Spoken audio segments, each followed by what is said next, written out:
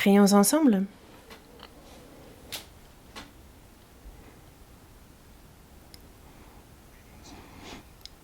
Dieu notre Père, toi qui nous aimes, toi qui es saint et miséricordieux.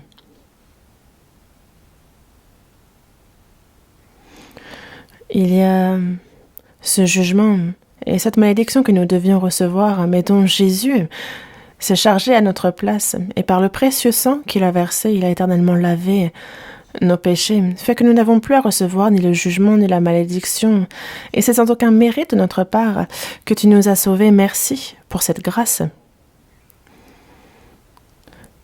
Tu as fait de nous tes enfants, tu nous donnes l'espérance glorieuse de pouvoir entrer dans ton royaume éternel. Pour toutes ces grâces, merci. Dieu, il y a ce temps qu'il nous reste encore à vivre dans cette chair que tu nous accordes. Tu ne nous as pas abandonnés comme des orphelins, mais toujours tu es avec nous, tu te charges de nos faiblesses, et par ta parole, par ta grâce, toujours tu nous guides. Merci pour cette grâce. À cette heure, nous qui avons reçu la rédemption éternelle par le précieux sang versé pour nous, merci pour cette grâce et de nous guider afin de pouvoir apprendre ta parole. Avec la pandémie de la COVID-19, il y a ceux qui ne peuvent se réunir ici et qui écoutent ta parole chez eux. Seigneur, accompagne chacun d'eux et à chacun accorde la grâce et la parole dont ils ont besoin, sois avec eux. Ton Église en Corée, dans le monde entier, à tes églises qui connaissent des difficultés. Dieu, et tes regards sur chacune d'elles, accorde-leur la grâce qui leur convient. À ceux qui sont malades, rétablis-les promptement. Ceux qui sont faibles, par ta parole, par ta puissance, soutiens-les. Qu'aucun ne s'éloigne. Que bientôt cette pandémie de la COVID-19 puisse prendre fin, que nous puissions librement communier, nous réunir, apprendre ta parole, que l'on puisse évangéliser autant qu'on le veut. Accorde-nous rapidement cette occasion et nous prions ardemment pour ça. En ton temps, tu nous donnes la parole dont nous avons besoin, tu nous enseignes la voie à suivre. Seigneur, à cette heure encore, Dieu, il y a cette parole que tu souhaites révéler, nous manifester. Il y a cette grâce, cette vérité. Aide-nous à le comprendre. Nous avons prié au nom du Seigneur Jésus. Amen. Merci.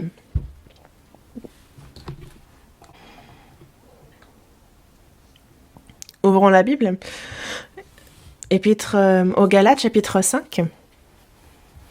Galates, chapitre 5.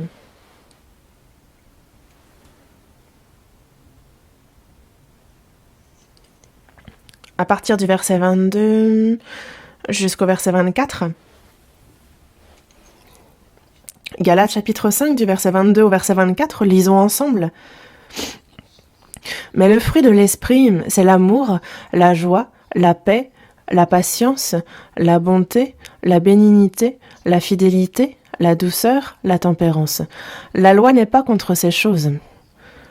Ceux qui sont à Jésus-Christ ont crucifié la chair avec ses passions et ses désirs. Jusqu'ici?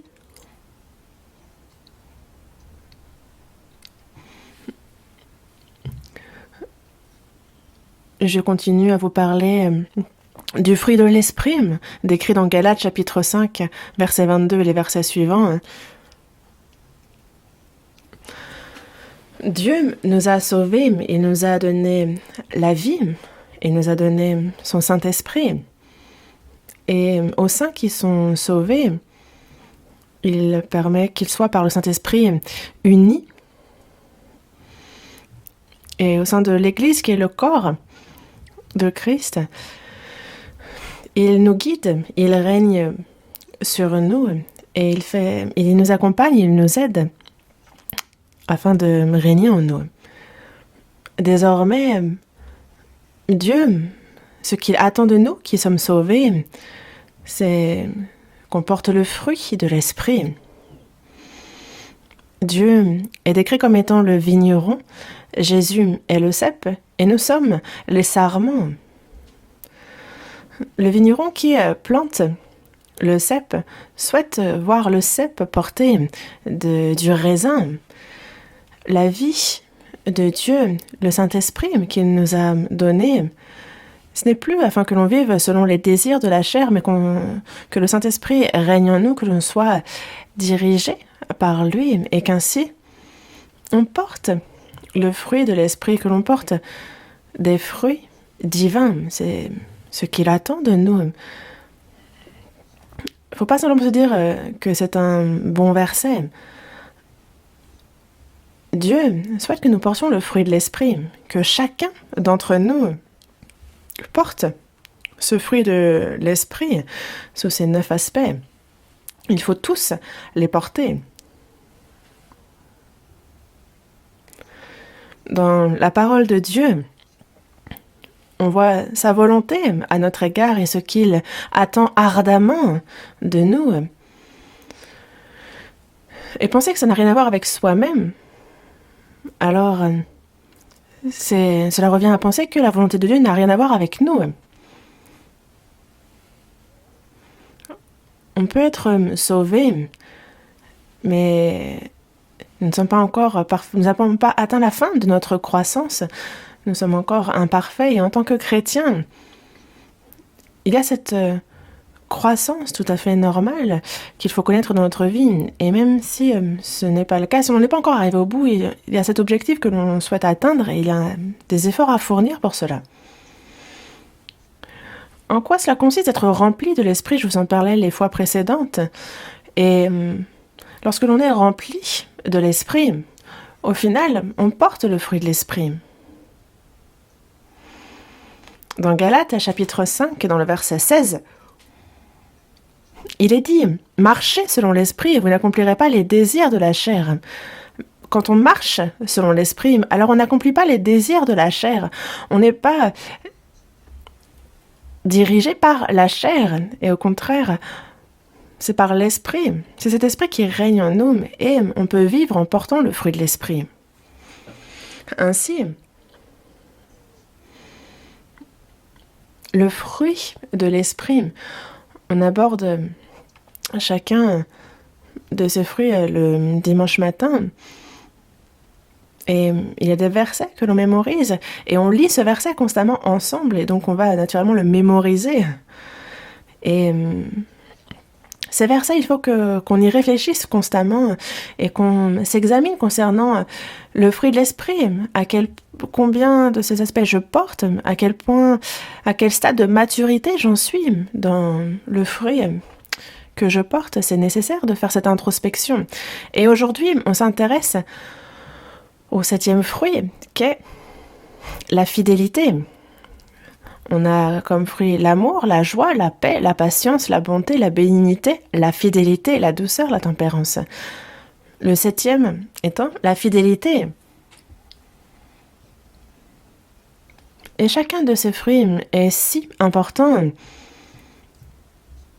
que je m'inquiète de savoir est-ce que je peux vous en parler suffisamment si je vous le décris en détail suffisamment. Mais il y a la parole de Dieu, il y a sa puissance en laquelle on s'appuie et en se confiant en cela, lorsque l'on est obéissant, alors on porte le fruit de l'esprit, on est trouvé fidèle. Et la fidélité, donc en coréen, c'est plus proche de la loyauté, mais en anglais, on a faithful, donc ça insiste sur le côté foi, faith, la foi. Et donc, la fidélité, la loyauté est aussi décrite comme étant cette vie que l'on vit par la foi, en étant trouvé fidèle. Et lorsque l'on a reçu le salut, il y a cette parole de promesse de Dieu. On est guidé par le Saint-Esprit. C'est quand avec un cœur intègre que l'on obéit dans notre vie. Alors, cette vie même est une vie de fidélité, une vie que l'on vit par la foi. Dans la seconde épître à Timothée, chapitre 1, verset 12, C'est à cause de cela que je souffre ces choses, mais j'en ai point honte, car je sais en qui j'ai cru, et je suis persuadée qu'il a la puissance de garder mon dépôt jusqu'à ce jour-là. L'apôtre Paul s'est décrit comme étant le chef des pécheurs, mais il a été sauvé, et ce n'est pas tout. Il a été établi apôtre, et c'est par il a non pas seulement cru que Dieu était avec lui et qu'il l'accompagnait de sa puissance, mais l'apôtre Paul s'est confié intégralement, entièrement dans le Seigneur. Il dit « Je sais en qui j'ai cru ». Non seulement il connaît Dieu, mais il sait que Dieu aussi le connaît et il est persuadé que Dieu a la puissance de garder son dépôt jusqu'au dernier jour. Et le reste de la vie de l'apôtre Paul découle de cette foi en Dieu. Donc c'est vraiment une vie de foi qu'il vécut. Et ça, c'est justement une vie d'obéissance venant d'un cœur intègre, et c'est cela, une vie fidèle. Dans la seconde épître aux Corinthiens, chapitre 5, verset 7, il est dit « Nous marchons par la foi et non par la vue ». Et on nous parle de en quoi cela consiste de marcher par la foi. On est sauvé par la foi, et le reste de notre vie, on la vit également par la foi. L'évangile de Dieu a manifesté. En effet, c'est l'évangile qui révèle la justice de Dieu par la foi et pour la foi. Une foi qui obéit désormais. Désormais, la foi et l'obéissance sont inséparables. La foi, c'est un peu comme l'objet réel et l'obéissance comme son ombre. Mais on voit l'objet réel et l'ombre est plus floue. Mais nous, la foi, on ne la voit pas, et c'est plutôt ce qui est réel qui apparaît. Et c'est pour cela que dans notre vie de foi, nous marchons par la foi et non par la vue. La vue, donc les choses matérielles, les choses charnelles, pardon. Et ce ne sont pas les choses que l'on poursuit dans notre vie, alors que les gens de ce monde, c'est ce qu'ils voient, ce qu'ils ressentent. Les choses charnelles, les choses matérielles, les choses réelles, ce sont ces choses-là qui les tiennent, et c'est pour ces choses-là qu'ils vivent. Et ce n'est pas notre cas. Nous vivons dans un monde du visible, mais nous poursuivons l'invisible, les promesses de Dieu, et nous vivons pour le royaume de Dieu. C'est le Saint-Esprit qui règne sur nos vies, et nous le suivons. Il y a les promesses de Dieu. Cette espérance éternelle et glorieuse qu'il nous a donnée. Et la foi est justement une ferme assurance des choses qu'on espère, une démonstration de celles qu'on ne voit pas. Et ça existe réellement. Nous allons entrer au paradis. Ce n'est pas flou. C'est réel, c'est une démonstration réelle. Et c'est par la foi qu'on a une assurance, une ferme assurance de ces choses-là. Nous croyons en ce que nous ne voyons pas. Parce que si croire en ce que l'on voit, à quoi cela sert puisqu'on le voit? Jésus dit bien à Thomas, « Tu m'as vu, tu as cru, mais heureux ceux qui n'ont pas vu et qui ont cru. » Ceux qui n'ont pas vu et ceux qui ont cru. Il y a tellement de preuves qui nous permettent de croire, même si l'on ne voit pas.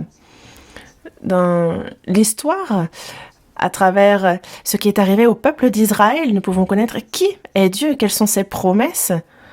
Et nous pouvons savoir aussi que c'est un fait, ces promesses s'accomplissent telles qu'elles sont écrites.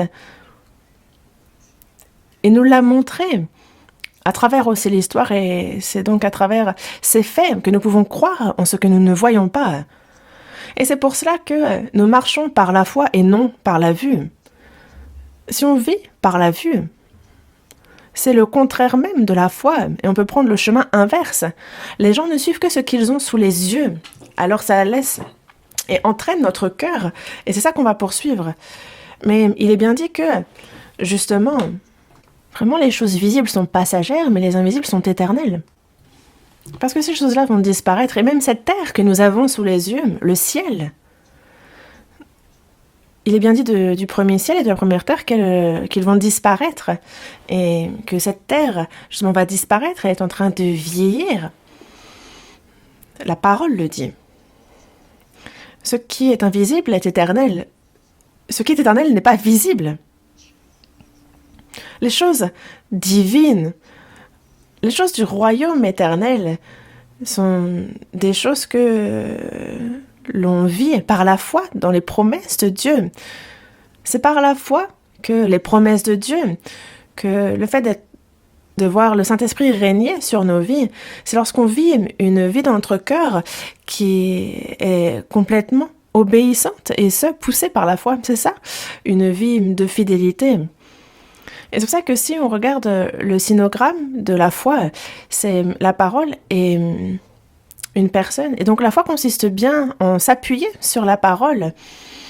Pour ce qui est le sinogramme de la fidélité, c'est qu'il y a cœur, au-dessus vous avez le centre, ensuite vous avez la parole et ensuite réaliser. Et donc lorsque c'est du fond du cœur, quand c'est vraiment du fond du cœur que l'on croit en la parole de Dieu, qu'on l'observe, alors ça s'accomplit dans notre vie. Et cette vie-là est une vie de fidélité. Et donc ce sinogramme est vraiment surprenant et il manifeste bien le sens même de la fidélité. Il faut donc vivre obéissant du fond du cœur à la parole de Dieu. C'est bien vivre par la foi et c'est bien vivre en étant obéissant selon la foi. C'est ça, la fidélité. Vivre par la foi, en s'appuyant sur la parole, sur les promesses de Dieu. Vivre en se confiant complètement. Vivre selon cette parole. Dans le psaume 119, verset 133, il est dit « Affermis mes pas dans ta parole et ne laisse aucune iniquité dominer sur moi. » Affermis mes pas. Donc, chacun de mes pas, les uns après les autres, affermis-les dans ta parole.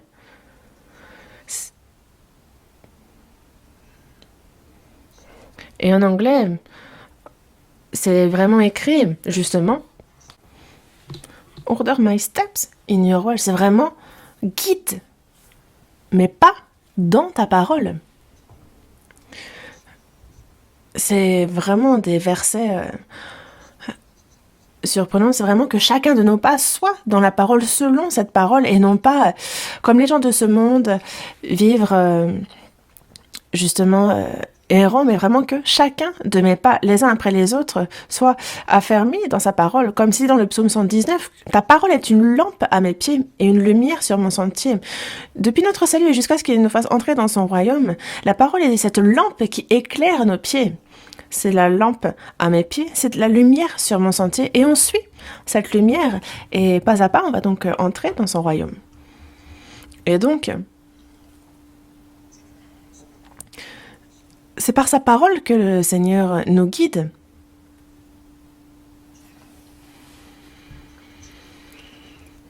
Il a demandé à faire en sorte que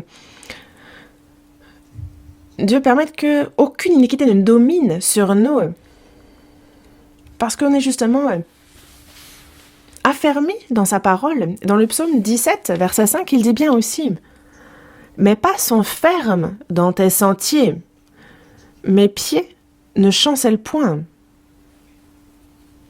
Mes pas sont fermes dans tes sentiers.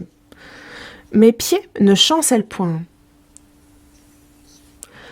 Quand on se tient ferme dans la parole de Dieu, alors on ne tombe pas, on ne chancelle point. Chanceler, c'est lorsque on prend une mauvaise voie et que on tombe sur les fesses, on peut rouler. C'est ça, chanceler. Et on peut même se perdre au bout. Mais lorsque nous sommes fermes dans sa parole et que nous marchons pas à pas dans sa parole, alors nous ne chancelons point.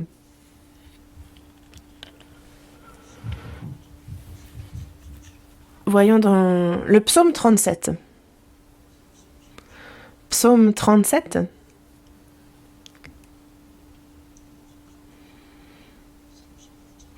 Verset 31. Psaume 37, verset 31. Psaume 37, verset 31. La loi de son Dieu est dans son cœur, ses pas ne chancellent point. La loi de son Dieu est dans son cœur. La loi, c'est la parole de Dieu ici. Quelqu'un qui conduit une voiture doit connaître le code de la route et l'observer. Elle suit les panneaux de signalisation, car si on les méprise, ça peut conduire à de graves accidents.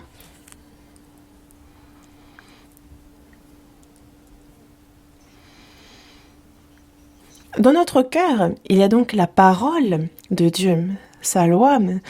Sa parole, ce n'est pas quelque chose que l'on met dans un tiroir, que l'on pose sur le bureau ou qu'on dépose dans un endroit de la maison, c'est ce que l'on doit avoir dans notre cœur, au fond du cœur. Et c'est pour cela que on la lit encore et encore, on l'écoute, on la mémorise, pour qu'elle se grave dans notre cœur. Je mettrai mes lois dans leur esprit, je les écrirai dans leur cœur. C'est écrit dans notre cœur. Et alors, c'est pas ne chancelle point. On ne tombe pas, désormais. On ne tombe pas dans le péché. Psaume 40. Voyons le psaume 40, verset 9. Verset 9. Psaume 40, verset 9. Lisons ensemble. Je veux faire ta volonté, mon Dieu, et ta loi est au fond de mon cœur.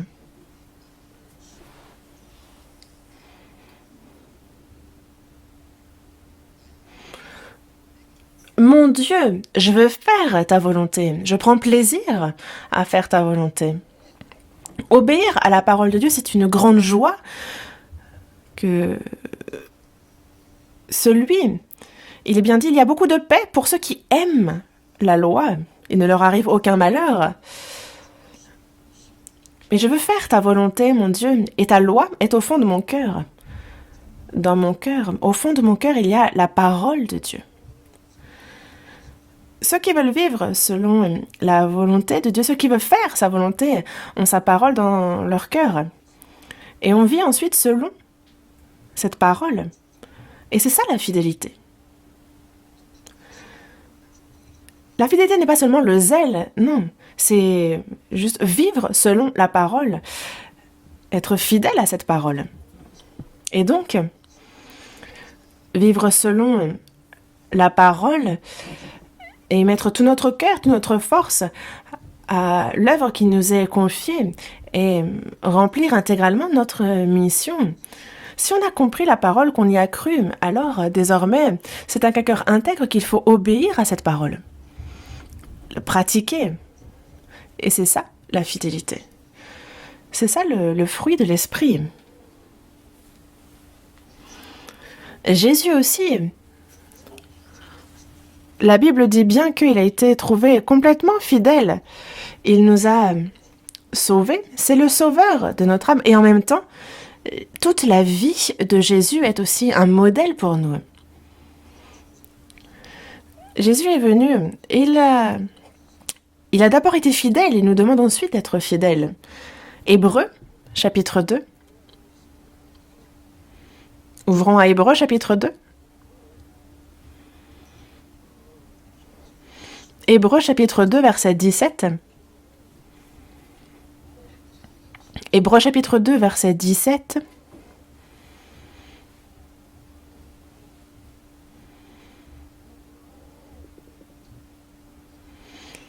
En conséquence, il a dû être rendu semblable en toutes choses à ses frères, afin qu'il fût un souverain sacrificateur miséricordieux et fidèle dans le service de Dieu, pour faire l'expiation des péchés du peuple.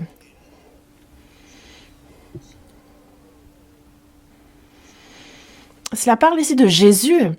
Jésus, il a été rendu semblable en toutes choses à ses frères. Il est venu dans la chair, il avait un corps. Il a été rendu semblable en toutes choses à ses frères. Et c'est afin qu'il fût un souverain sacrificateur miséricordieux et fidèle dans le service de Dieu. Il a donc manifesté la charité, l'amour de Dieu. Le souverain sacrificateur est là pour le peuple, afin de faire le sacrifice d'expiation, d'intercéder, de prier pour ce peuple. Et Jésus a été pour nous un souverain sacrificateur, et il a donné son leur corps comme victime expiatoire. Et c'est afin donc qu'il fût un souverain sacrificateur miséricordieux et fidèle dans le service de Dieu. Il a été fidèle au point de mourir pour nous. Jésus aussi est donc fidèle en cela. Lui, il est pourtant Dieu, il est venu, il a été rendu semblable à ses frères, il est venu avec un corps et il est mort. Il a été fidèle jusqu'à la mort. Et il a ainsi accompli notre salut. Et regardez en quoi il est vraiment un modèle de fidélité pour nous. Car ce n'est pas seulement en parole, mais il a réellement été fidèle jusqu'à la mort. Il s'est donné lui-même. Dans Hébreux, chapitre 3, le verset 2, regardons le verset 2. Jésus, qui a été fidèle à celui qui l'a établi, comme le fut Moïse dans toute sa maison. Jésus a été fidèle à celui qui l'a établi. Celui qui l'a établi, c'est Dieu. Il a été envoyé sur terre. Il a été fait Christ. Et donc, il a été fidèle à celui qui l'a envoyé, à Dieu le Père, comme le fut Moïse dans toute sa maison. Moïse, dans toute sa maison, la maison désigne Israël, et ils sont donc sortis d'Égypte guidés par Moïse, et jusqu'à ce qu'ils entrent en terre de Canaan, car Moïse a tout fait en tant que guide pour sa maison. Il a été fidèle en toutes choses. Moïse est l'ombre, l'image de Jésus. Voyons le verset 5. Hébreux, chapitre 3, verset 5. Pour Moïse, il a été fidèle dans toute la maison de Dieu comme serviteur pour rendre témoignage de ce qui devait être annoncé. Mais Christ l'est comme fils sur sa maison, et sa maison, c'est nous, pourvu que nous retenions jusqu'à la fin la ferme confiance et l'espérance dont nous nous glorifions. Moïse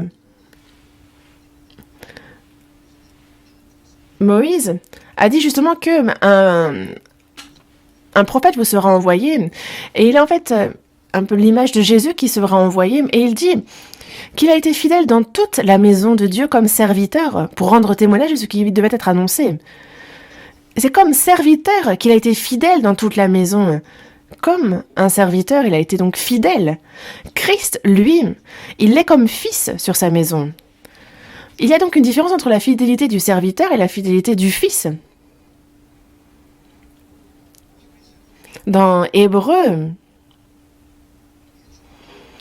il y a ceux qui disent croire en Jésus, mais qui ne sont pas encore sûrs, qui n'ont pas encore compris, qui ne sont pas sauvés, confondant, ne pensant pas que Jésus soit le Christ. C'est pour eux, à eux que s'adressent ces versets-là. Donc dans Hébreux, il est bien dit de Jésus qu'il est plus élevé que les anges, car le peuple juif considérait que les anges étaient des êtres très haut placés.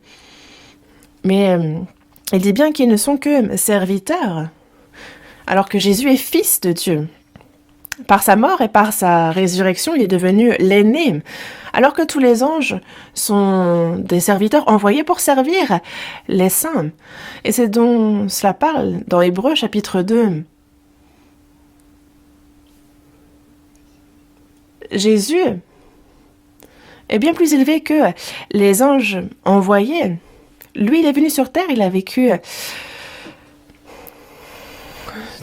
33 ans et demi. Il a été légèrement inférieur aux hommes, mais il est entré dans une place bien plus glorieuse que celle pour les anges. Il est donc bien plus haut, bien plus élevé que les anges, car les anges ne peuvent devenir fils. Et donc, il est quelqu'un de bien plus glorieux, de bien plus haut que les anges. Le peuple d'Israël, il y a donc les sacrificateurs, le souverain sacrificateur, et Jésus est le souverain sacrificateur le plus élevé. Moïse, qui est mis en premier partout par le peuple d'Israël, il n'est que le serviteur dans la maison de Dieu. Et c'est de cela dont il est constamment...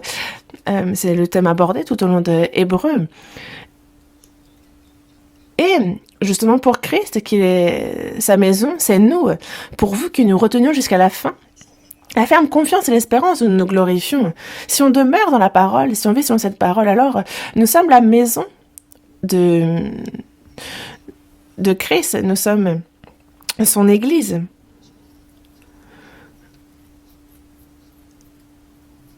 Et dans la première épître à Timothée, on nous parle justement de cette Église. Et Jésus est pour nous un souverain sacrificateur qui s'est livré lui-même. Il a aussi été fidèle comme fils sur sa maison. Et nous aussi. Nous sommes fils de la maison et il nous faut être fidèle. Un fils fidèle sur sa maison. Parce qu'un serviteur fidèle et un fils fidèle sont différents. En fait, le fils le fait avec un cœur qui se réjouit, mais il le fait par reconnaissance pour le Père. Et c'est pour cela que nous sommes fils de Dieu, nous sommes fils dans sa maison. Et comme Christ est devenu, il faut que nous aussi nous soyons fidèles. Et c'est vraiment très important d'être fidèle dans notre vie de foi, de vivre par la foi, de vivre d'obéissance dans notre vie. Et d'être fidèle comme le Fils sur la maison. Et il y a beaucoup à faire dans cette maison. On ne peut pas tourner, virer sans rien faire. Non, il y a ce que le Père fait, il y a les tâches dont la mère se charge, il y a ce que les aînés font, ce que les plus jeunes font. Il y a des petites et grandes tâches à accomplir dans cette maison. Et quelle que soit cette tâche, en fait, chacun doit remplir celle qui lui incombe. Et la fidélité consiste bien à y mettre tout son cœur, toute son âme. C'est ça la fidélité, non ?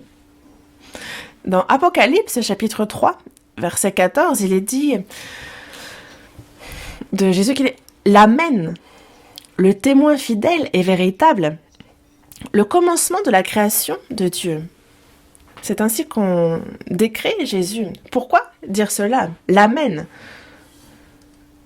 Nous, soit quand on prie individuellement, qu'on prie ensemble, on dit Amen à la fin. Pourquoi? Mais qu'est-ce que Amen? C'est ainsi soit-il, qu'il soit fait selon sa parole, selon la volonté de Dieu, qu'il soit fait comme ce qui a été dit. Et quand on dit Amen, c'est qu'on demande qu'il soit fait ainsi. C'est ça le Amen. Jésus, lui, est le véritable, l'Amen. Et on entend par là le fait que il est celui qui accomplit toute sa volonté. C'est pour ça qu'on dit l'Amen. Il est l'Amen. Il est le témoin fidèle et véritable. Jésus est vraiment le témoin fidèle. Il est le véritable témoin. Il dit bien que ce que je vous dis, cela ne vient pas de moi-même, mais de celui qui m'a envoyé. Je n'ai point parlé de moi-même, mais c'est le Père, celui qui m'a envoyé, qui m'a prescrit lui-même ce que je dois dire et annoncer. Donc c'est un témoin véritable, fidèle. Les prophètes, eux, proféraient le mensonge. Le mensonge, c'est quoi? C'est ce qui n'est pas de la parole de Dieu. On peut citer des philosophes, des personnes célèbres et leurs citations, mais ça n'en fait pas pour autant des vérités. Leur témoignage n'est pas pour autant fidèle. Jésus est le témoin fidèle et véritable. Le témoin fidèle et véritable. Non pas seulement en parole, il n'a pas enseigné seulement en parole, mais il a pratiqué sa parole. Il est celui envoyé par Dieu, venu accomplir la volonté du Père. Et ces versets-là nous parlent de la personnalité, de l'identité même de Jésus. Il manifeste bien qui il était. Et c'est pour ça que Jésus aussi, il est témoin fidèle et véritable. C'est ce qui est dit de lui. Et nous aussi. On doit être ceux qui accomplissent la volonté de Dieu. Il nous faut être des témoins fidèles et véritables de Dieu. Réellement, c'est vraiment important.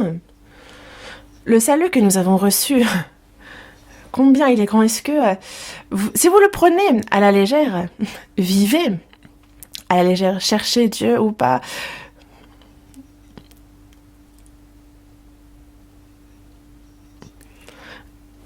Mais ça, c'est vivre et mépriser cette grande grâce que Dieu a donnée, cette grâce du salut, vous ne pensez pas?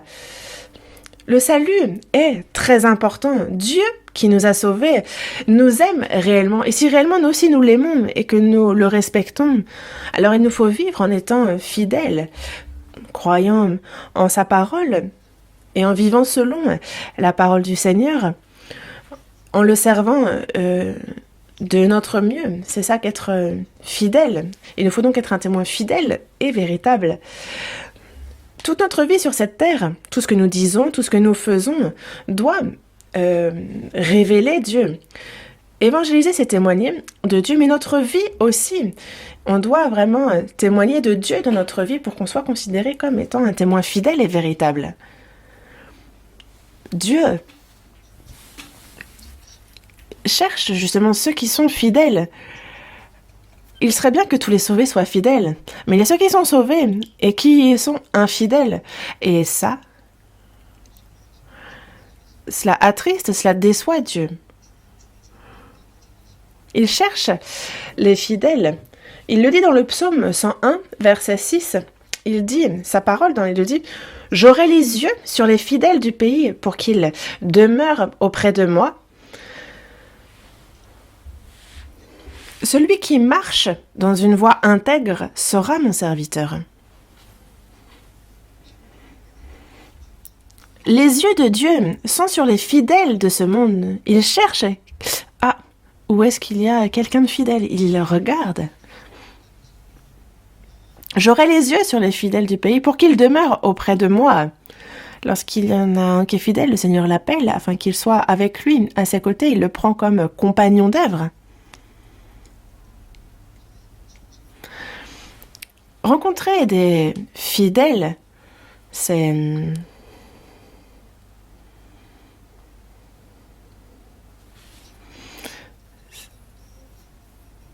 je pense, bien plus compliqué qu'une grande armée aussi. Et si vous regardez les politiciens de nos jours, on est avant les présidentielles, et il y a ceux qui se disent, qui se sentent déjà présidents.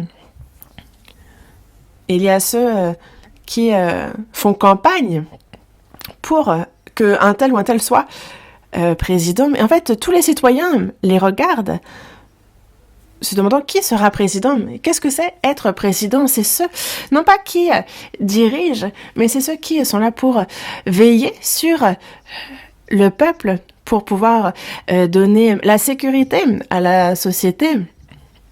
Celui qui sert le peuple, est-ce que c'est celui qui dirige ou est-ce que c'est celui qui sert? Est-ce qu'il est là pour dominer ou est-ce qu'il est là pour servir? Et vraiment, les citoyens ont les yeux grands ouverts pour voir où est celui qui va les servir. Ils regardent et des fois on ne voit pas bien qui sera comme ça en fait, et c'est assez dommage d'ailleurs. Dieu cherche les fidèles. Et lorsqu'il en trouve un, il fait qu'il demeure auprès de lui.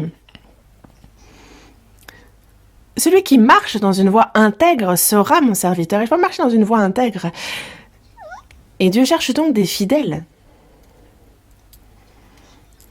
Dans le Proverbe, chapitre 22, verset 29, il est dit « Si tu vois un homme habile dans son ouvrage,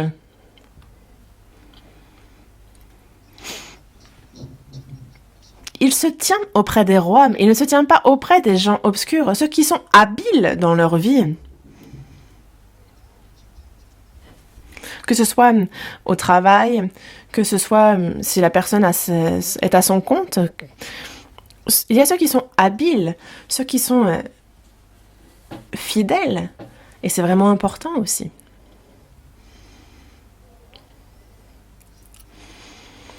Que l'on fasse de petites ou de grandes choses, ce que nous faisons, notre ouvrage, il faut être trouvé habile, fidèle dans cela. Si tu vois un homme habile dans son ouvrage,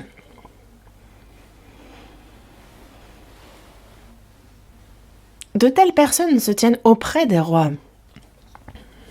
Il ne se tient pas auprès des gens obscurs. Les chefs de grandes entreprises, que cherchent-ils? Est-ce que c'est eux qui gèrent seuls l'entreprise?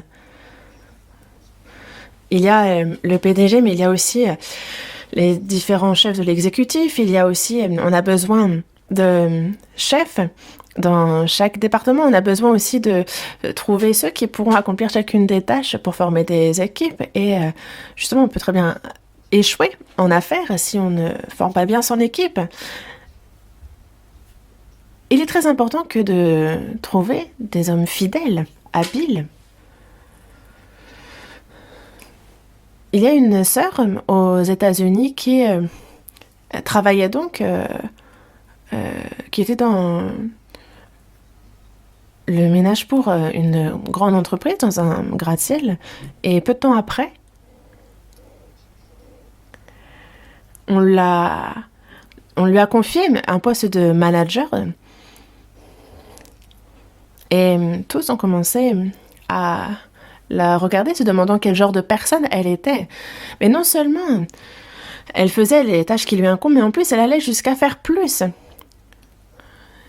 Et justement, quand quelqu'un lui demandait de faire quelque chose, lorsqu'on fait quelque chose qu'on demande, les gens disent merci, mais quand les gens vont jusqu'à faire ce qu'on ne leur demande pas, ils sont encore plus reconnaissants. Donc elle travaille dans un grand centre commercial. Et par exemple, lorsqu'il y a des choses qui tombent, des fois, il y a des choses qui tombent, etc., etc. Et il y a une équipe de nettoyage, mais elle-même, en fait, elle considérait que c'était aussi son rôle que de décoller. Par exemple, s'il y a un chewing-gum, elle faisait ce qui ne rentrait pas forcément dans ses fonctions. Et il y a aussi ce genre de personnes-là.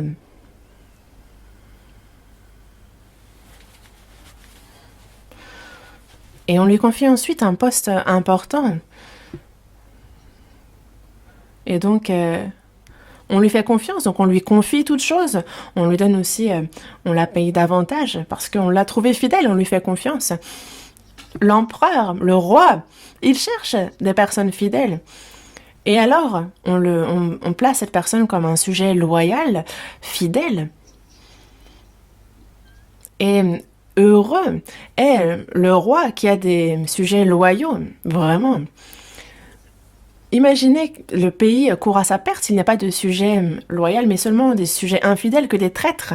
Si le roi ne fait pas attention, s'il manque de discernement, et on lui dit... il y a justement ceux qui le reprennent, qui peuvent lui dire « Oh non, là, tu ne devrais pas faire ceci ou cela. » Il y a ceux qui, les traîtres, eux, sont plus là à laisser couler pour que l'empereur court à sa perte. Non, Dieu a bien dit qu'il cherchait les fidèles. Avant de faire l'œuvre de Dieu, il est aussi bon d'être fidèle, d'être trouvé fidèle dans ce que nous faisons.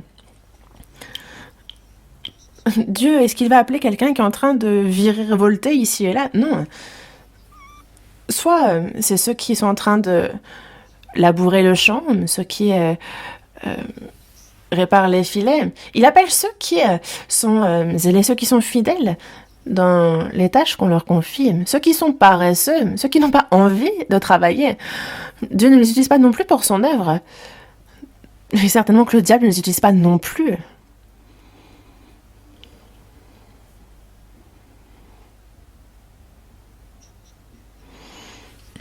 Il cherche les fidèles afin d'accomplir son œuvre, afin que, justement, à travers eux, son œuvre s'accomplisse. Dans Actes, chapitre 13, verset 22, Dieu dit « J'ai trouvé David, fils d'Isaïe, homme selon mon cœur, qui accomplira toutes mes volontés. » Saül a été établi roi. Ça commence bien, mais il s'enorgueillit, désobéit ensuite à la parole de Dieu et va faire des choses farfelues. Et ce n'est plus par le Saint-Esprit qu'il est conduit, mais ensuite c'est par un mauvais esprit qu'il est possédé. Et Dieu établit quelqu'un d'autre, et ce quelqu'un d'autre c'est David. Il l'établit roi. Et Saül l'apprend et il cherche alors à tuer David et le poursuit pour le tuer. Dieu a dit, j'ai trouvé David, fils d'Isaïe. Il l'a vu, il a dit, ah, c'est lui, un homme selon mon cœur. Il a rencontré celui qu'il cherchait. Et donc c'est lui qui accomplira toutes mes volontés. David a peut-être commis un grand péché momentanément, mais il s'est largement repenti et il a été rétabli dans sa foi. David est quelqu'un de remarquable. Ensuite, jusqu'à sa mort, il s'est efforcé d'être fidèle, de suivre la parole de Dieu. Et encore maintenant, Dieu cherche ceux qui sont fidèles, ceux qui ont le même cœur que lui. David était berger et c'est lui qui est allé trouver Dieu et il est devenu roi d'Israël. Et David a servi Dieu et il a accompli l'œuvre de Dieu et il a été utilisé précieusement pour l'accomplissement de cette œuvre, n'est-ce pas? Dans le psaume 51, dans le verset 14, on voit qu'il a donc un cœur qui se repent et il demande à Dieu, il lui dit, rends-moi la joie de mon salut. Quelqu'un qui a commis un péché, lorsque l'on pêche, en fait, c'est pas qu'on perd le salut, c'est qu'on perd la joie du salut. Et lorsqu'il n'y a plus la joie, alors on commence à faire ce qu'on veut. Rends-moi la joie de ton salut. C'est lorsque l'on est reconnaissant, lorsqu'il y a la joie, que le Saint-Esprit agit en nous et accomplit son œuvre. Et c'est pour cela que David a prié Dieu de lui rendre la joie de son salut. Il lui dit qu'un esprit de bonne volonté me soutienne. Il a demandé à ce qu'il y ait un esprit de bonne volonté qui puisse justement le motiver à vivre pour la volonté de Dieu. Et c'est pour ça qu'il dit, j'enseignerai ensuite tes voies à ceux qui les transgressent et les pécheurs reviendront à toi. Un esprit de bonne volonté, vraiment. La fidélité, celui qui rend grâce à Dieu, Dieu qui a sauvé, qui se réjouit en lui et qui aime et sert le Seigneur qui nous a sauvés. C'est ce cœur-là qui est un cœur fidèle. Un cœur fidèle. Est-ce qu'il ne s'est pas éteint chez vous? On a reçu le salut, on se réjouit au début. Puis la joie du salut s'éteint. On n'est plus reconnaissant, on cherche à trouver du plaisir ailleurs. Cette joie ne nous vient plus du salut. On veut une bonne maison, une bonne voiture, manger de bons petits plats, prendre plaisir à ceci, à cela. Je vois ce genre de personnes en se disant pourquoi est-ce que moi je suis dans une situation si difficile? De quoi est-ce qu'on parle? Et c'est tout pour les hommes, les gens de ce monde. Mais eux, justement, n'est-ce pas, il est bien dit que, en fait, ils s'élèvent pour ensuite retomber soudainement. Et c'est quelque chose à envier. Non, nous souffrons momentanément, mais c'est afin de recevoir la gloire éternelle.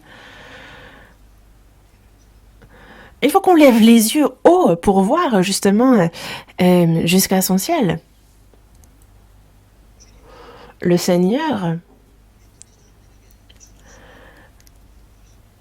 s'attend à ce que nous soyons fidèles, c'est ce qu'il nous demande.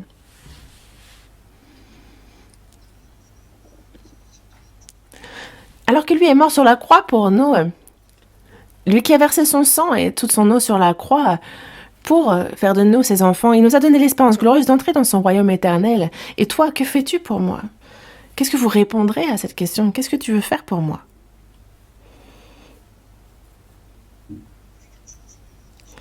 Il nous demande d'être fidèles. Dans la première épître à Timothée, chapitre 1, verset 12, l'apôtre Paul dit bien « Je rends grâce à celui qui m'a fortifié, à Jésus-Christ notre Seigneur, de ce qu'il m'a jugé fidèle. »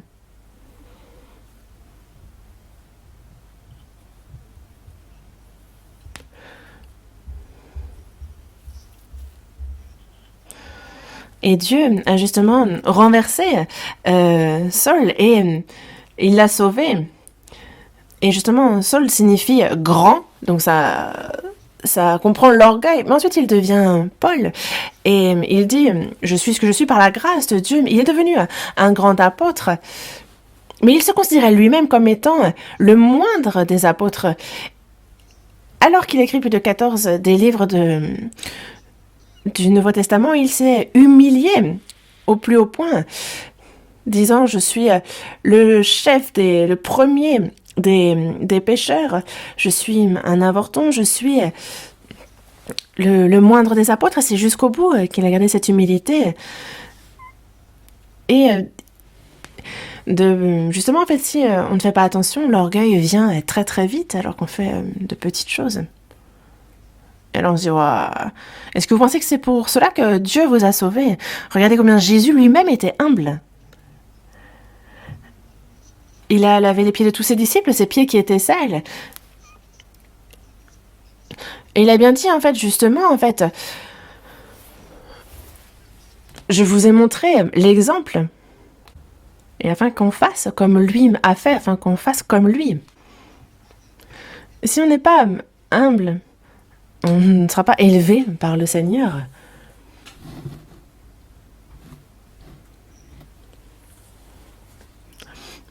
Dans la première épître aux Corinthiens, il est bien dit que ce qu'on attend des dispensateurs, c'est qu'ils soient trouvés fidèles. Et vous devez dire, ça c'est pour les missionnaires, pour les évangélistes, pour les prédicateurs, pour les anciens, pour les diacres. Ça c'est pour les responsables, c'est pour ceux à qui on a confié telle ou telle tâche. Moi, je suis un simple fidèle. Pardon? Vous n'avez donc rien à faire?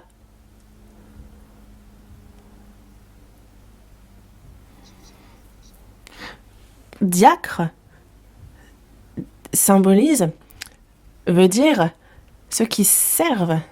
Et les anciens, c'est plutôt les gardiens, non pas au sens de observer, mais prendre soin des frères et sœurs, de consoler ceux qui sont faibles, de fortifier ceux qui sont affaiblis. C'est ce que font les anciens. Les diacres sont des ouvriers qui font le service avec zèle dans l'Église. Quel que soit ce qu'il y a à faire, les tâches viles et celles qui le sont moins, que ce soit le ménage, que ce soit s'occuper du parking, que ce soit cuisiner.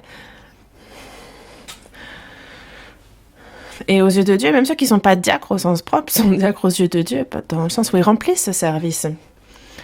Et même si on est diacre, même si on est ancien mais qu'on ne fait pas le service, alors il faudrait peut-être rendre sa démission. Est-ce qu'il n'y a rien à faire? Est-ce qu'il faut absolument vous donner un titre que pour que vous fassiez quelque chose? Il y a ces choses que le Seigneur me permet de faire, qu'il me donne de faire. Commencez par les choses les plus petites, par les moindres choses. Il est bien dit, il n'y a personne qui est glorifié pour avoir commencé par les grandes choses, avoir été trouvé fidèle en cela. Non. De toute façon, même si pour nous ça peut paraître grand, ce sont toujours de petites choses pour le Seigneur. Mais il nous a bien dit de ne pas mépriser les moindres choses. Il y a ceux qui sont fidèles dans les moindres choses, et ils sont trouvés dans les grandes aussi. Dans tous les cas, ce que le Seigneur attend de nous, c'est que l'on soit trouvé fidèle, c'est ce qu'il veut. Ce que l'on attend des dispensateurs, c'est qu'ils soient trouvés fidèles. Ceux qui prêchent qu'ils soient bien franchis, et d'être fidèles jusqu'à la mort. Non pas fidèles à ne pas risquer sa vie, non. En fait, vraiment, victoire à ceux qui sont fidèles jusqu'à la mort, aux Jeux Olympiques, et à ceux qui vont vraiment jusqu'au bout. Et ils se sont entraînés, donc quotidiennement, ils ne se sont pas reposés. Et justement, en fait, quand ils atteignent le but, tout le monde vraiment crie hurrah. Et même s'il meurt, en fait, c'est la plus grande gloire qu'il puisse connaître. Nous, il faut que l'on soit trouvé fidèle jusqu'à la mort. Jésus a bien dit, tout est accompli. L'apôtre Paul, il a évangélisé 2 ans à Rome, et avant même, juste avant d'être décapité, il s'adresse à Timothée et lui dit, par la grâce de Dieu, donc, il dit bien avoir combattu le bon combat. Il dit avoir achevé la course, il a dit avoir gardé la foi. Et donc c'est victoire, on peut crier hurrah. Et nous, on ne vit pas en fait dans l'à peu près, et puis après vous allez vous tenir dans cet état devant le Seigneur. Non, comment allez-vous vous tenir devant lui? Je t'ai sauvé, et toi, qu'as-tu fait pour moi jusque-là? Qu'allez-vous lui répondre? Tu es un bon serviteur, parce que tu as été fidèle dans les moindres choses. En tout cas, c'est la fidélité qu'il nous demande, qu'il a chacun d'entre nous. Il n'y a personne qui ne doit penser qu'elle ne peut rien faire. Cherchez, il y a toujours à faire. Il y a des choses, allez trouver ce que vous pouvez faire et faites-le. Il nous confie ce qu'on peut faire. L'apôtre Paul l'a dit dans la seconde épître à Timothée, chapitre 4. J'ai combattu le bon combat, j'ai achevé la course, j'ai gardé la foi. Et donc désormais, la couronne de justice m'est réservée. Et il a fait pour lui aucun cas de sa vie, comme si elle lui était précieuse. Au contraire, il a dit avoir accompli la course avec joie. Le ministère qu'il a reçu, cette mission qu'il a reçue du Seigneur, il n'a pas considéré sa vie comme étant précieuse. Pas le moins du monde. Il a dit, si j'en avais eu 100, j'aurais donné les 100. Et est-ce qu'il n'a fait ça qu'en parole? Non, pour la prédication de l'évangile, l'apôtre Paul a tellement souffert. Il n'a pas dormi, il n'a pas mangé, il a tremblé, il était dans le froid, il a été frappé à de nombreuses reprises, il a été emprisonné plusieurs fois, il a failli mourir aussi. Il a été lapidé, il est revenu et a continué à évangéliser. Il a été constant, il a persévéré. Il a été fait prisonnier à la toute fin. Il a été envoyé à Rome. Et il était assigné à résidence et c'est là qu'il, durant 2 ans, il a annoncé l'évangile et il a ensuite été fait martyr sur place. Il a été fidèle jusqu'à la mort, non? Soyez mes imitateurs comme je le suis moi-même de Christ, nous aussi. Il faut qu'on l'imite. On ne peut pas devenir Paul, on ne peut pas devenir l'apôtre Paul, mais il y a ce que nous pouvons faire aussi.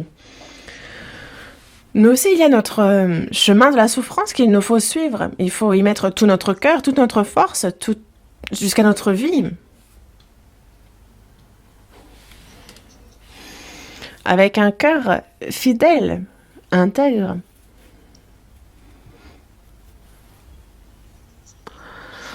Dans la seconde épître à Timothée, chapitre 2,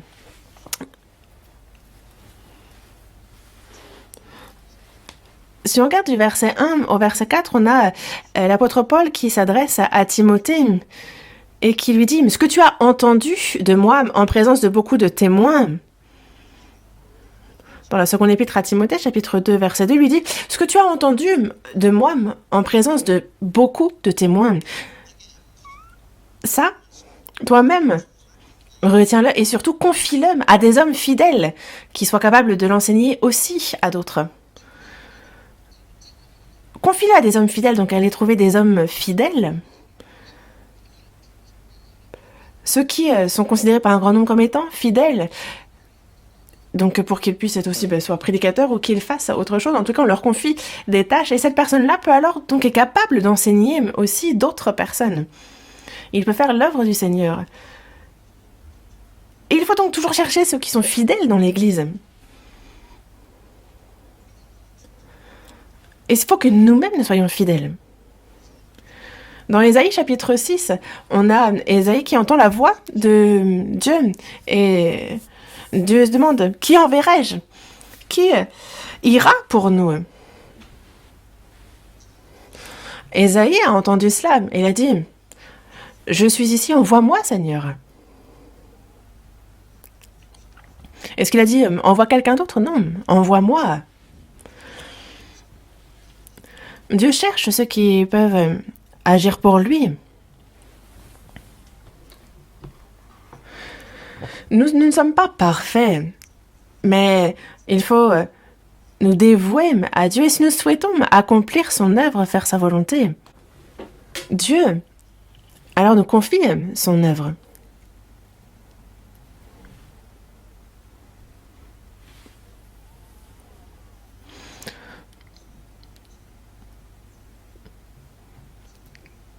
Qu'est-ce que soit ce qui arrive aux autres, moi, je suis soldat du Seigneur. Moi, je serai soldat de Dieu. Moi, je suis soldat du Seigneur. Et je jure fidélité. Jurer fidélité. Et jusqu'à ce que je sois victorieux, je me battrai par la grâce du Seigneur. Et moi, qui suis devenu soldat du Seigneur, qu'il me confie son œuvre. En fait, c'est le refrain d'un cantique. En fait, c'est le refrain du cantique 347. Quoi que fassent les autres, moi, je serai soldat du Seigneur.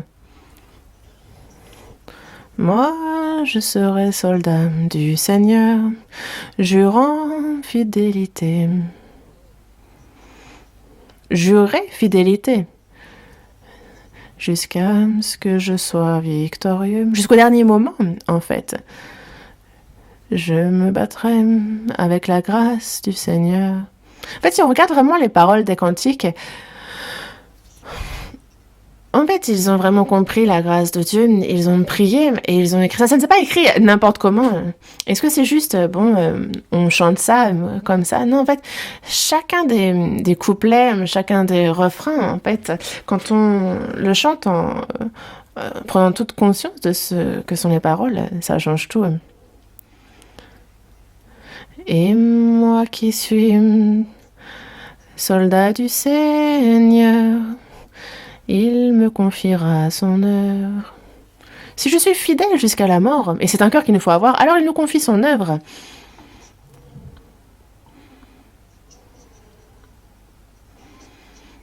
Et en fait, la fidélité, la loyauté est un terme qu'on utilise beaucoup à l'armée, n'est-ce pas? À l'armée, lorsqu'on a donc des supérieurs, on fait tac. Et en coréen, on dit fidélité, loyauté. C'est le salut dans l'armée. Et on ne peut pas crier fidélité et penser à autre chose. Non. À l'armée,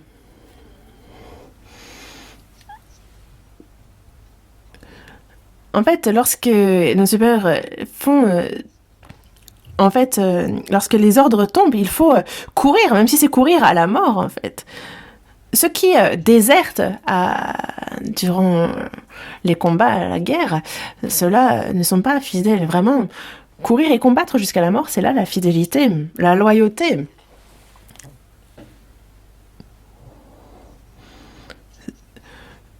Ceux qui sont fidèles, ceux qui donnent leur vie pour leur patrie. Et il faut savoir que nous vivons en paix aujourd'hui parce qu'il y a eu des hommes comme ça qui se sont donnés pour la nation, qui ont été fidèles à la patrie, qui ont été fidèles jusqu'à la mort. Et c'est grâce à de tels hommes aussi que nous avons reçu le salut, que nous vivons encore maintenant. Il faut donc que nous aussi, devant le Seigneur, nous soyons fidèles, lui qui nous demande d'être trouvés fidèles. Il cherche ceux qui sont fidèles, il les cherche.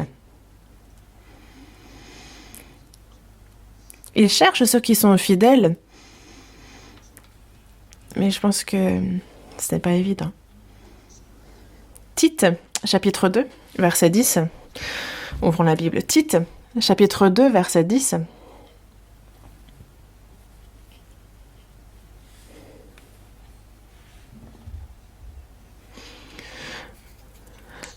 Verset 10, à ne rien dérober, mais à montrer toujours une parfaite fidélité, afin de faire honorer en tout la doctrine de Dieu notre Seigneur, Sauveur.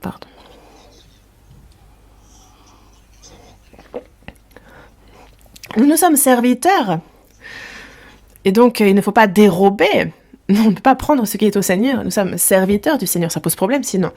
Mais à montrer toujours une parfaite fidélité. Nous ne sommes pas fidèles envers quelqu'un, mais envers le Seigneur, d'une fidélité parfaite, afin de faire honorer en tout la doctrine de Dieu notre Sauveur. Et nous, lorsqu'on est parfaitement fidèle devant le Seigneur, alors vraiment les enseignements de la parole de Dieu en viennent à briller, ils sont honorés, sa doctrine vraiment est honorée. Alors cet évangile que nous prêchons, cette vérité de l'évangile,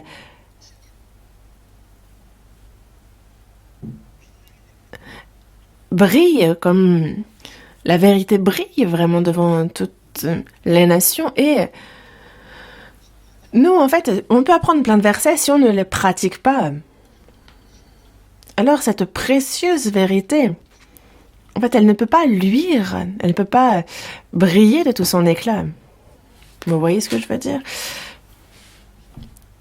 Vous avez un diamant qui brille, mais si vous le laissez rouler n'importe où et qu'il se couvre de poussière, est-ce que vous pensez qu'il va encore penser que c'est une pierre précieuse, qu'il va encore penser qu'il peut luire?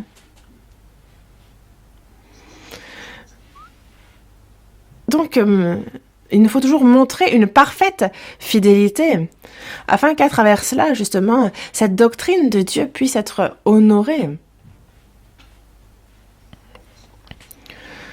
Parce qu'il y a justement il est dit que votre lumière luise aussi devant les hommes, afin qu'ils voient vos bonnes œuvres et qu'ils glorifient votre Père dans les cieux. C'est le même principe.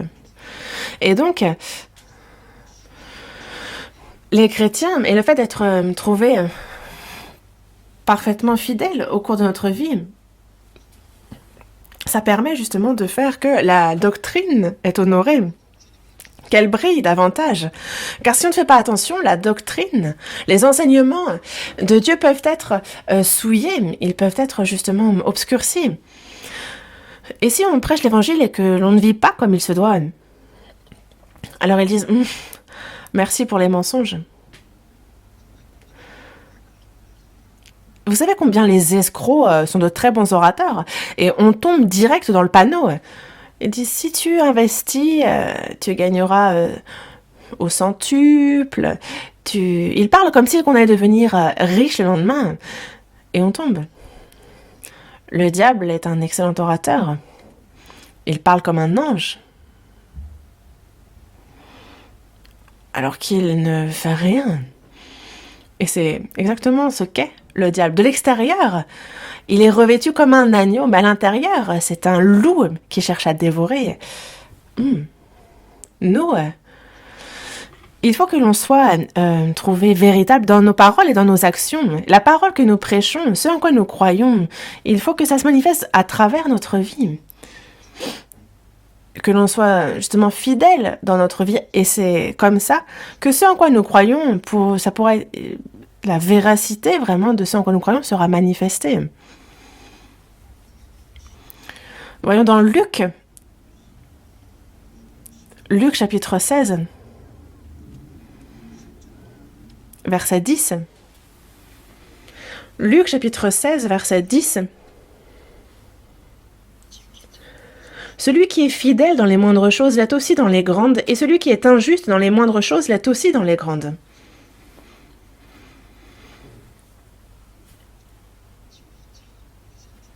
Celui qui est fidèle dans les moindres choses l'est aussi dans les grandes.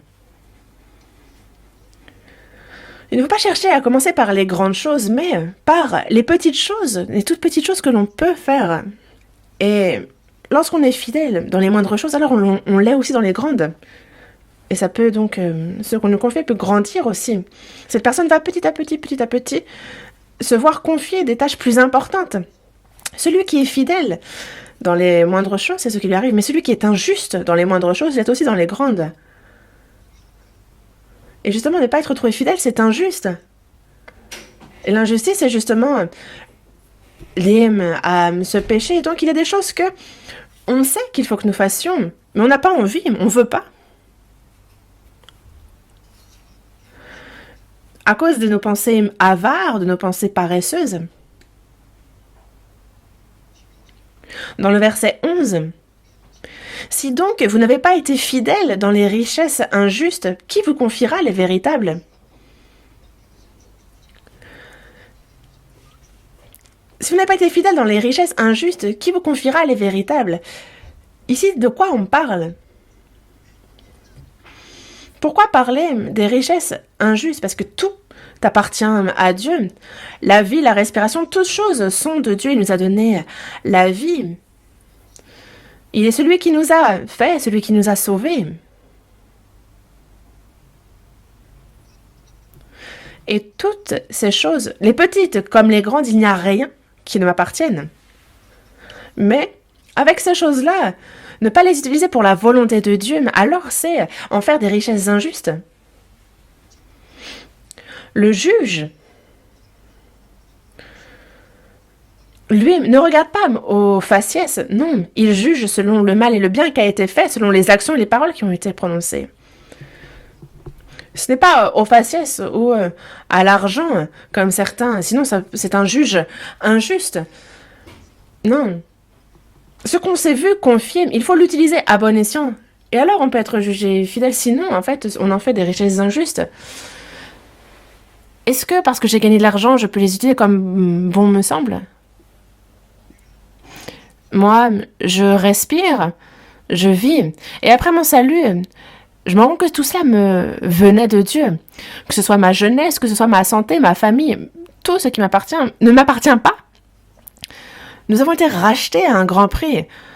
Que ce soit mon âme, mon corps, mon esprit.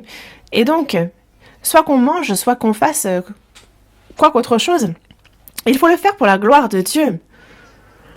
Et donc, si on n'utilise pas ce que Dieu nous a donné de manière fidèle, alors on est injuste, on est infidèle. Quel est le meilleur moyen d'utiliser précieusement ce que l'on nous a donné? Ce que vous avez gagné difficilement, utilisez-le précieusement et non pas à mauvais escient pour le salut des âmes. Jésus est mort sur la croix et il a ainsi payé le prix de nos péchés, il nous a sauvés ainsi. Et est-ce que ça se fait tout seul, la prédication de l'évangile? Est-ce que c'est seulement par la parole?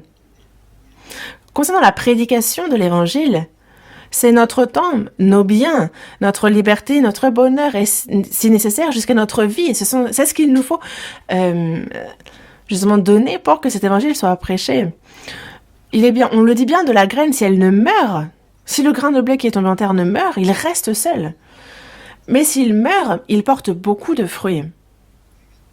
Et donc, ce que nous pouvons faire désormais sont de petites choses. Ça commence par des choses minimes, mais déjà par les biens qui nous sont confiés, bien les utiliser. Les chrétiens, en fait, comment savoir quel est le but de la vie de cette personne et quel est son système de valeurs? C'est très simple. Donnez-lui une bourse avec de l'argent et dites-lui d'en faire ce qu'elle veut. Et lâchez cette personne. Et vous verrez, est-ce qu'elle part s'amuser?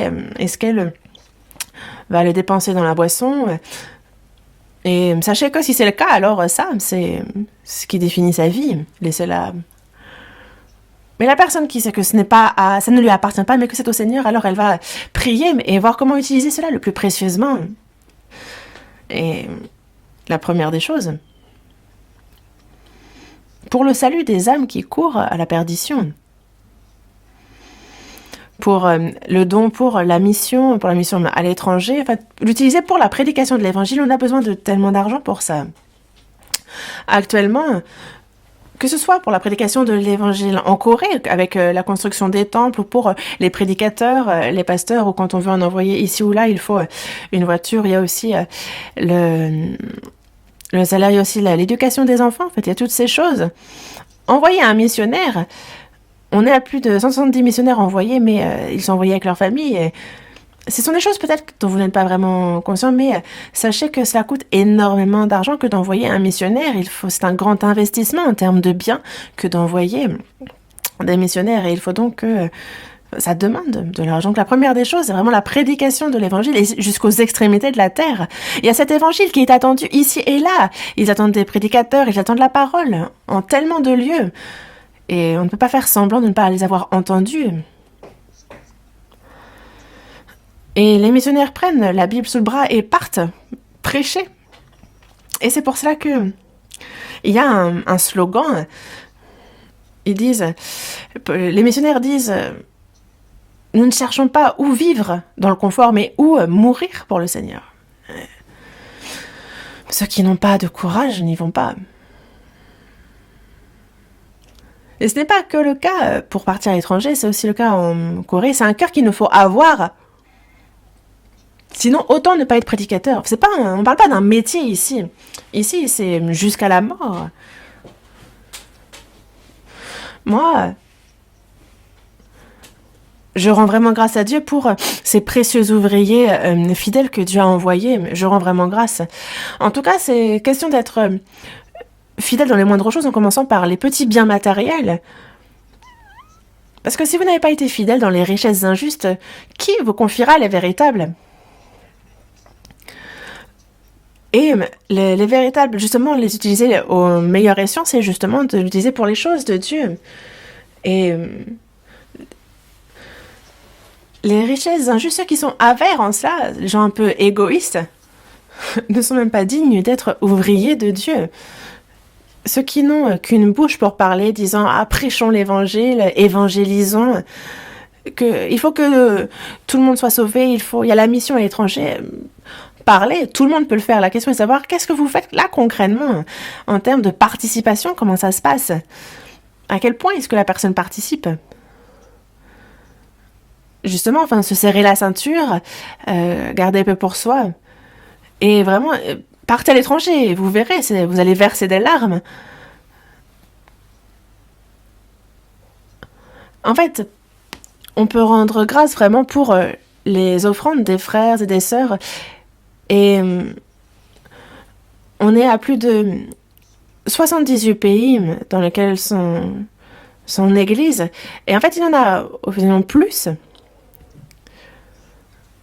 Mais il y a les frères et sœurs qui se sacrifient et qui permettent que cette œuvre s'accomplisse. En fait, il y a la pandémie de la Covid-19 qui a touché toute la Terre. Il y a ceux qui, justement, ont connu des difficultés dans les affaires et c'est devenu bien plus difficile juste de manger, de vivre, d'avoir un toit.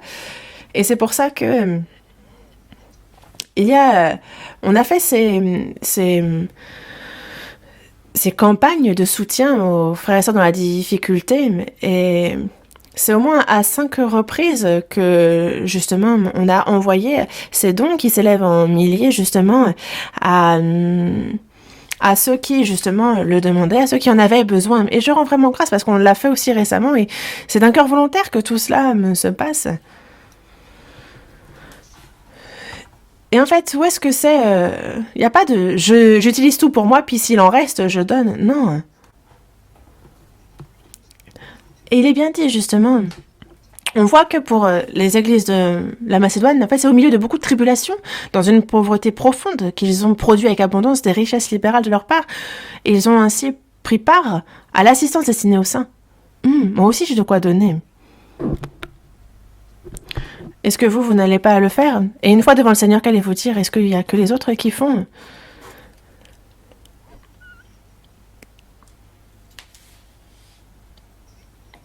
Il faut pas qu'on soit passif, il faut qu'on soit actif, il faut qu'on devienne les acteurs de notre vie de foi dans l'évangélisation.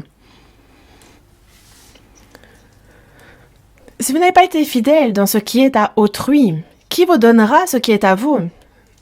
Et en fait, est-ce qu'il y a quelque chose qui vous appartient ici ? Tout ce que vous avez est à autrui. Insensé, cette nuit même, ton âme te sera redemandée ce que tu as préparé, pour qui cela sera-t-il ? C'est ce qui nous est dit dans Luc chapitre 12, verset 20, n'est-ce pas ? Nous sommes venus les mains vides, et tout ce que nous possédons sur cette terre, c'est à autrui, et cela nous sera pris. On a besoin d'argent pour manger, mais en fait, quoi que l'on fasse, que l'on mange, que l'on boive, il faut qu'on le fasse pour la gloire de Dieu, c'est ça le but.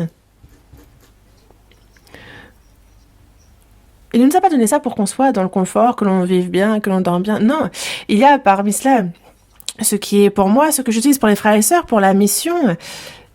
Il faut bien, justement, séparer.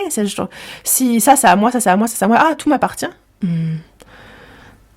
Et si vous utilisez tout pour vous, en fait, de quel droit déjà ? De quel droit ?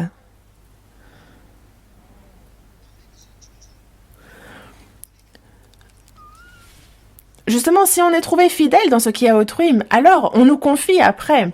On peut nous confier des milliers. Est-ce que ça nous appartient? Non. C'est comme à la banque, on voit passer sous nos mains des milliers de milliards, mais en fait, le salaire est différent. La petite enveloppe qui nous attend, ce n'est pas cette somme-là. Mais en fait, nous amassons dans le ciel. Les choses de ce monde sont minimes, et c'est passager, ce sera attaqué, mais par contre, ce que nous amassons dans les cieux sera éternel. Si vous n'avez pas été fidèle dans ce qui est à autrui, qui vous donnera ce qui est à vous? Nous, ce sont les choses éternelles et glorieuses que nous recherchons. Et ces choses-là, il faut qu'on y réfléchisse profondément. La fidélité. L'apôtre Paul s'adresse à Timothée et lui dit « Souffre avec moi comme un bon soldat de Jésus-Christ. » Souffre avec moi comme un bon soldat de Jésus-Christ, parce qu'il n'est pas de soldat qui s'embarrasse des affaires de la vie s'il veut plaire à celui qui l'a enrôlé. Il y a celui qui enrôle. Jésus est le chef de l'armée et nous sommes les soldats. Et si on veut plaire à celui qui enrôle, comment faut-il faire alors? Il faut que dans les choses privées, que dans les choses publiques, dans toutes choses, il n'y ait rien qui soit infidèle, afin de pouvoir plaire à celui qui nous a enrôlés, à Jésus. Nous aussi, il faut vraiment qu'on soit fidèles, non pas seulement en parole. Jurer fidélité et être fidèle jusqu'au bout, c'est la fidélité qu'il nous demande. Et il est dit que heureux celui qui est trouvé fidèle, il faut donc que nous soyons fidèles. Mais dans Matthieu, chapitre 22, verset 33, il est dit que tu aimeras le Seigneur ton Dieu de tout ton cœur, de toute ton âme et de toute ta pensée. De tout ton cœur, de toute ton âme et de toute ta pensée. Tout ça. Tu aimeras le Seigneur, donc tu seras fidèle à ce point.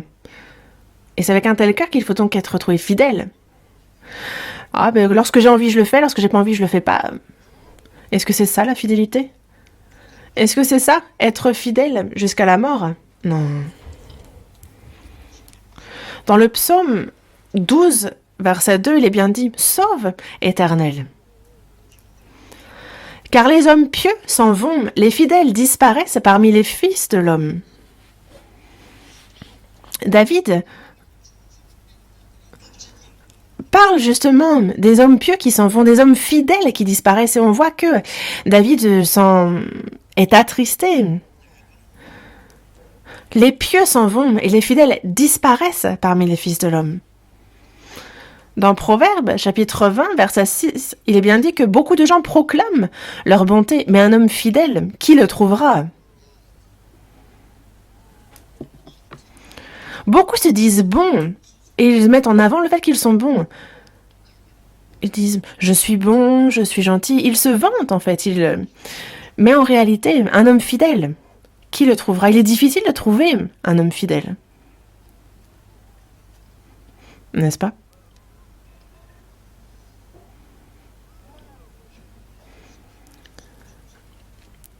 Ceux justement qui sont fidèles et qui ainsi glorifient la doctrine, la parole de Dieu. Dans Proverbes chapitre 25, verset 13, il est dit que comme la fraîcheur de la neige au temps de la moisson, ainsi est un messager fidèle pour celui qui l'envoie. Il restaure l'âme de son maître.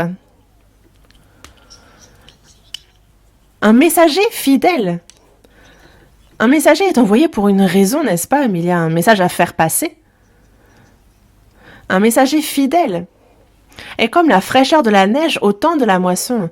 La moisson, c'est lorsqu'il y a tellement de travail qu'il faut donc retourner tous les champs. Et à ce moment-là, on sue à grand point. Et là, on a la fraîcheur de la neige qui tombe. En fait, Vraiment, en fait, je pense qu'à l'époque, il y avait vraiment de l'eau fraîche aussi, à l'époque où ils ont écrit cette parole. Qui nous a envoyés? C'est justement le Seigneur. Il nous a envoyés dans ce monde pour que les pécheurs qui vont en enfer puissent il nous a confié justement ce ministère de la réconciliation. C'est à nous que l'on prêche cet évangile pour qu'il soit réconcilié avec Dieu. Et nous sommes ambassadeurs, comme il dit dans la seconde épître aux Corinthiens. C'est décrit précisément. Mais nous sommes les ambassadeurs de l'évangile du Seigneur sur la terre. Et il faut donc qu'on soit des messagers fidèles. Lui qui nous a sauvés, lui qui nous a envoyés sur terre, lui qui nous confie une tâche. Il faut qu'on restaure l'âme de notre maître du Seigneur. Qu'on ne le frustre pas par notre vie. Et vous, ça ne vous dit pas? Il faut.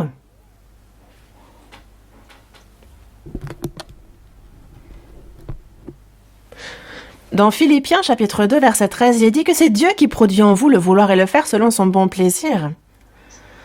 Le Saint-Esprit est celui qui nous aide non seulement à connaître la grâce, à connaître l'amour de Dieu, mais il est aussi celui qui nous transforme, celui qui nous fait connaître ce qui est agréable, bon et parfait, la volonté de Dieu, mais il est celui qui produit en nous le vouloir et le faire, et c'est celui qui nous fait donc agir aussi. Il est celui qui nous aide, si seulement on a à cœur au moment de le faire.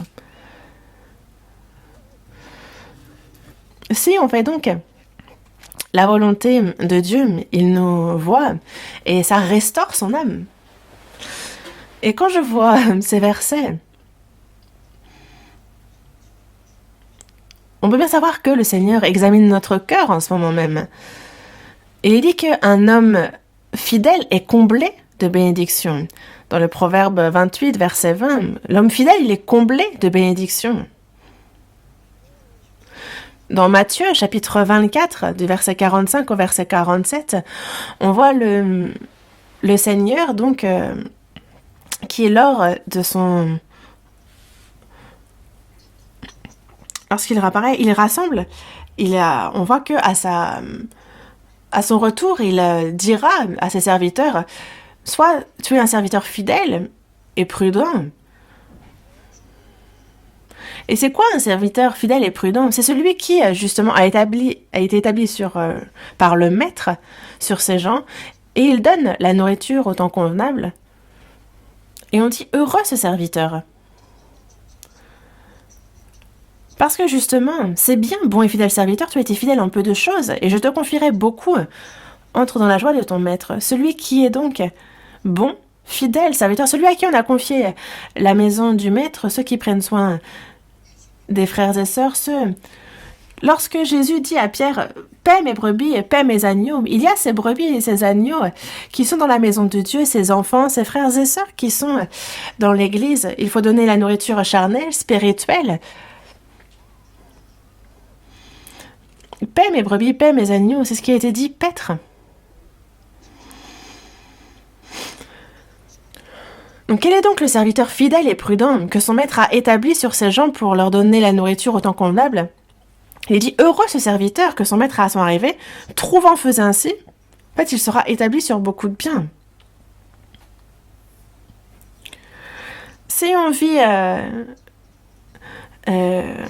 virevolte un peu, non, en fait, sachez que il reviendra à l'heure où on n'y pensera pas. Le Fils de l'homme, c'est à ce moment-là qu'il vient. On ne s'y attend pas.